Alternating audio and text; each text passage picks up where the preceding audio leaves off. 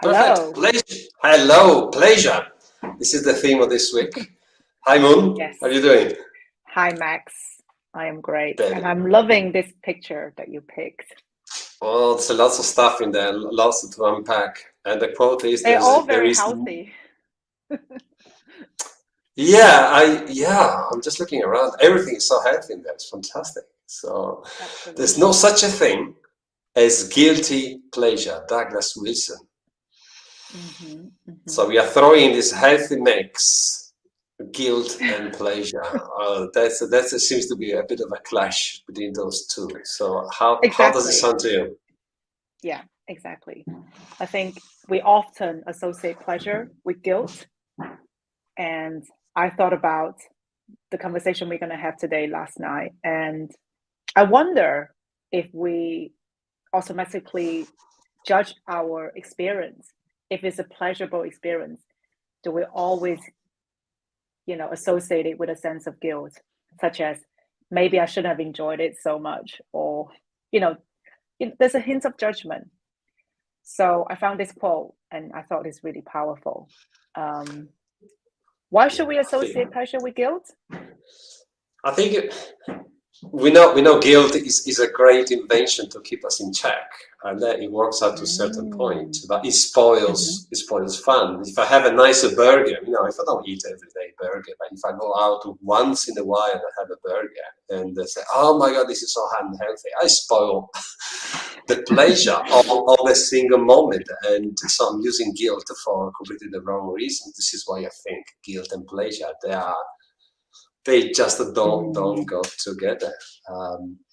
So when are you aware that you're feeling guilty? Do you have that awareness? How does it spring to you that is there spoiling everything? For me, yeah. When we talk about guilty pleasure, actually we talk about things related to art. Typically songs. Like or TV shows, like I shouldn't have enjoyed it as much as I should.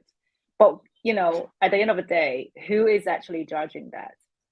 Isn't it interesting that we feel like there's this invisible, like you said, things are keeping us in check. So there's this invisible, almost kind of like part of our psychics that we will automatically evaluate the thing that we do and identify it as good or bad. There's always good or bad. There's always one or the other. Or maybe there isn't. We are also creating these two opposites, yes and no, black and white, right and wrong, and then maybe there isn't. So I think talking about pleasure this week is creating the moment guilt-free to really enjoy pleasure. If I just look at this picture, I should enjoy everything that is in there. Yeah, there is an abundance. Maybe I should not have all this stuff. This is too much. All the guilt talk in here, I should remove. I should enjoy the color, the composition, the texture, the freshness, the shape, the combination of color. I mean, there's so much in here to enjoy. And in order to do that, we need to have that pure heart, pure mind. And then even if it's just for a moment, I mean, it just leaves that kind of, I cannot even describe it, sense of peace and joy. One of the questions that's emerging for me is, how do we allow ourselves to enjoy more?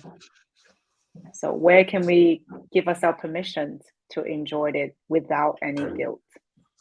Permission, you're right. So when is the right moment to say, I give permission to enjoy this pleasure? And then for me, the other invitation is, how can I make the most of it? How can I maximize my intense pleasure for the brief moment? How can I intensify that experience in order to get the maximum outcome and maximum benefits? And it's take that experience. Yeah, it is. It's brilliant. And take that feelings with you for the rest of your day, so you can savor it. Because it's pleasure. It's something that you can remember without spoiling it.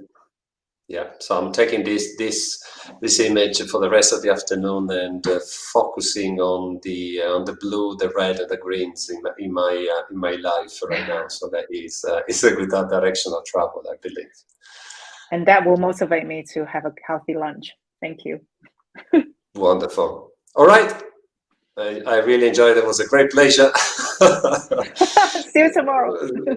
See you tomorrow. Bye.